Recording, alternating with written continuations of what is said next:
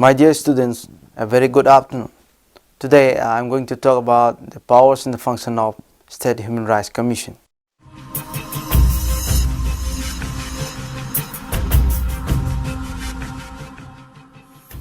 The Indian Constitution is a respiratory of the human rights available to citizens and a person living in India. The majority of these rights are available against the state, and it is the duty of the state to guarantee the protection of this right. The Constitution also sets out the manner in which this right can be enforced. The establishment of independent institutions is an effort to further the commitment of the Indian state under the Constitution and to help it fulfill its commitment under several international human rights conventions, which mandate to respect, protect, promote and fulfill rights. The enactment of Protection of Human Rights Act 1993 paved the way for the creation of National Human Rights Commission as well as the Human Rights Commission in various states in the country. According to the statement of objects and reasons of the Act, the National Human Rights Commission and the State Human Rights Commission were constituted for better protection of human rights. The National Human Rights Commission has urged all states and the Union territories to constitute State Human Rights Commission as advised by Section 21 of the Protection of Human Rights Act 1993. Under a federal system such as ours, it is evident that a concrete responsibility must rest with individual states both to promote and protect human rights and to redress grievances. The decentralization of the complaint disposal mechanism thus becomes a necessity, not least so as to provide a redressal mechanism that is readily accessible and inexpensive in terms of time and cost. Following appeals by the National Human Rights Commission and discussion with it, a number of states have decided to set up state human rights commissions. In India, we have 23 state human rights commissions so far.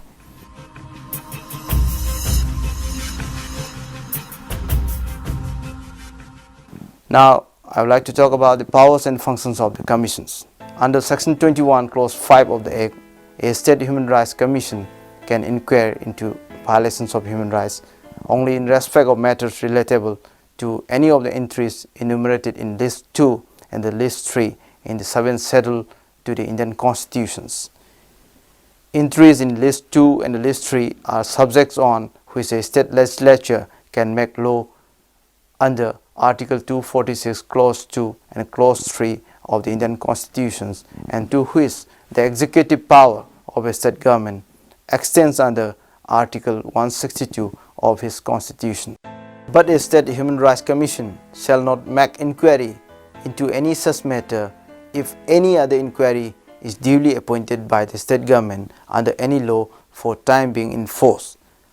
Under the Act, a State Human Rights Commission shall not have power to make inquiry into complaint of violations of human rights by the member of armed forces are enumerated in the List 1 in the 7th Schedule to the Indian Constitutions.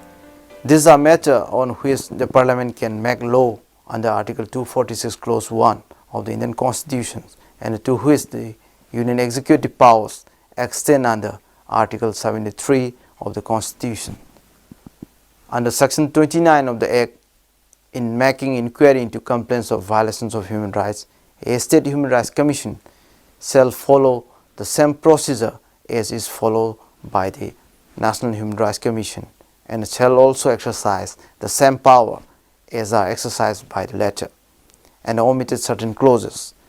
The provisions of Section 9, 10, 12, 13, 14, 15, 16, 17 and 18 of the Act are applicable to the said Commission.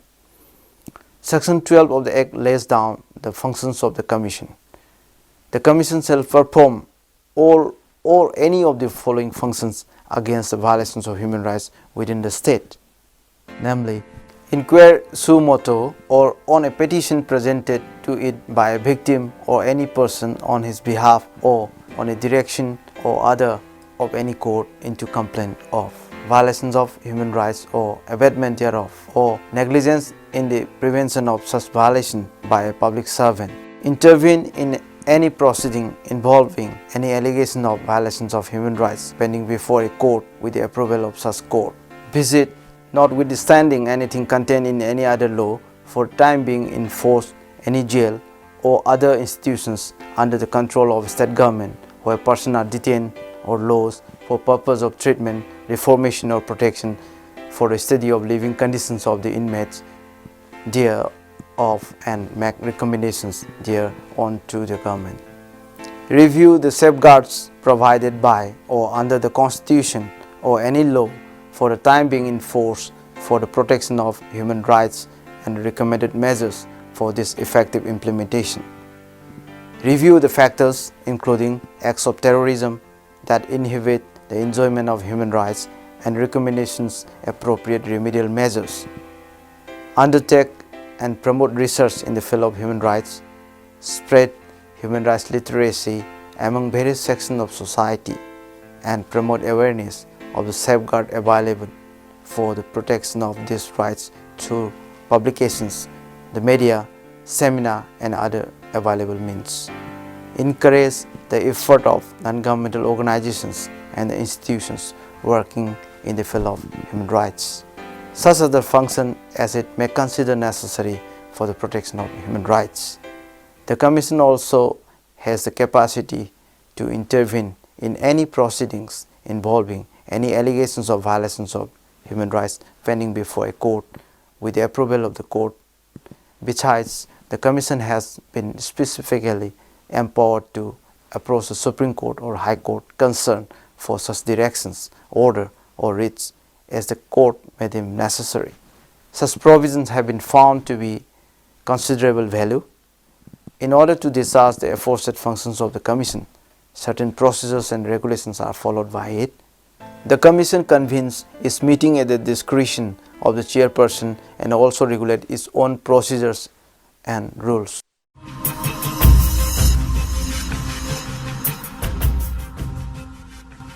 Powers relating to inquiries. The Commission is vested with the wide-ranging powers relating to inquiries and investigation under the Act. The Commission shall, while inquiring into complaints under this Act, have all powers of a civil court trying a suit under the Code of Civil Procedure 1908 and in respect of the following matters, namely, summoning and enforcing the attendance of witness and examining them an oath, discovering and the production of any document, receiving evidence on affidavit, requisitioning any public record or copy thereof from any court of office, issuing commissions for the examination of witness or document, any matter which may be prescribed.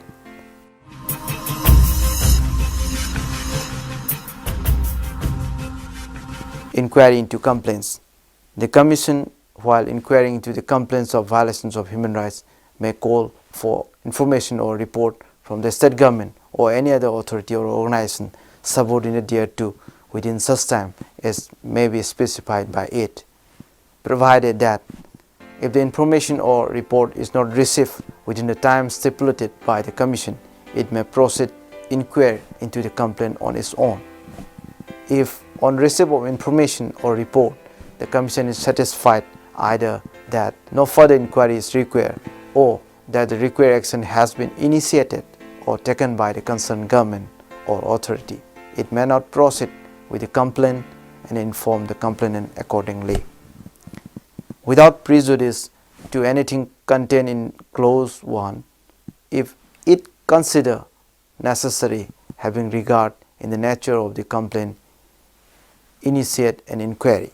Sometimes the State Human Rights Commission also referred the cases to the National Human Rights Commission for taking necessary action because of limitation of powers to the State Commissions. Steps during and after inquiry.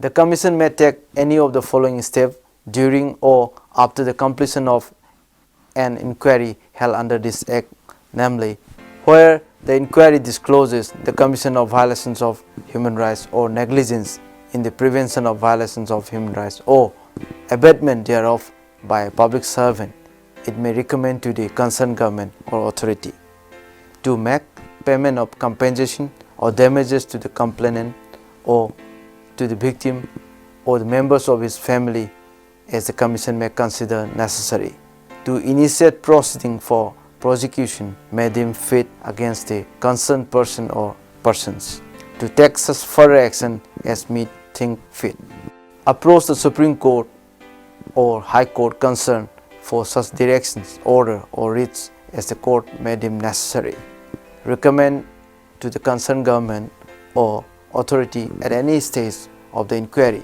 for the grant of such immediate interim relief to the victim or the member of his family as the Commission may consider necessary. Subject to the provisions of Clause E, provide a copy of inquiry report to the petitioner or his representative. The Commission shall send a copy of its inquiry report together with its recommendation to the concerned government or authority, and the concerned government or authority shall, within a period of 1 month or such further time as the Commission may allow, forward its comments on the report, including the action taken or proposed to be taken thereon to the Commission. The Commission shall publish its inquiry report together with the comments of the concerned government or authority, if any, and the action taken or proposed to be taken by the concerned government or authority on the recommendation of the Commission. The setting up of State Human Rights Commission under the Protection of Human Rights Act 1993 is an important development in the quest for human rights in India. The establishment of such commission can make a platform for institutionalizing the concept of human rights in addition to the provision of fundamental rights and the directive principle of enshrined in the Indian constitutions. The need for setting up the Commission can be further analyzed in the context of its function and powers, the extraordinary range of its functions and the scope of its power assigned to the Commission under the Act. It is evident that the Commission must act and must be seen to act at all times with autonomy and transparency. The autonomy of the Commission derives inter alia from the methods of appointing its member, their fixity of tenure, and the statutory guarantees thereto, the status they have been accorded. The financial autonomy of the Commission envisages in Section 33 of the Act is a key factor in ensuring the independence and integrity of this statutory body. In India, so far, 23 states have already set up State Human Rights Commission. They are Andhra Pradesh, Assam, Himachal Pradesh, Karnataka, Kerala, Maharashtra, Orissa, Rajasthan, Uttar Pradesh, Chhattisgarh, Jammu and Kashmir, Madhya Pradesh, Manipur, Punjab, Tamil Nadu, West Bengal, Sikkim, Uttarakhand, Gujarat, Haryana, Bihar, Goa, and Jharkhand. The National Human Rights Commission and State Human Rights Commissions were constituted following the Protection of Human Rights Act 1993 with an aim to provide access to justice to a number of people who find it difficult and expensive in approach Indian courts. However, despite this mechanism being in place, this commission have not yet been able to achieve desirable results, and the human rights situations has continued to deteriorate. Most of the violations reported to these commissions are committed by the country's laws enforcement agency and the security forces. The commissions suffer from a number of handicaps such as lack of autonomy, political made appointments, inadequate resources, and no independent investigation mechanism, thus making them incapable of effectively addressing violations. Over the year, there has been a huge trust deficit between this commission and the people in general and the rights group in particular. The country's image as a vibrant democracy will be at stake if such institutions fail to live up to people's expectations.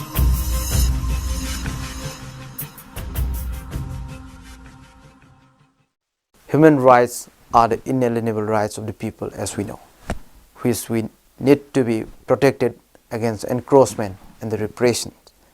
Such human rights can make legitimate pride for the contribution it has made in protecting human rights through a wide range of activities.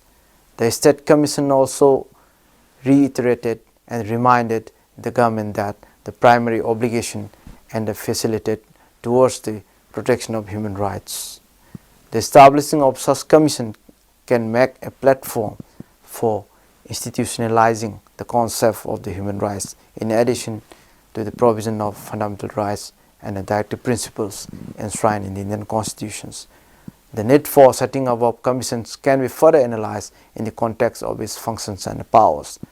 The extraordinary range of the functions and the scope of the powers assigned to the Commission under the Act, it is evident that the Commission must act and must be seen to act at all times with autonomy and transparency. In fact, the creation of State Human Rights Commission can be an important mechanism to strengthen human rights protection in India.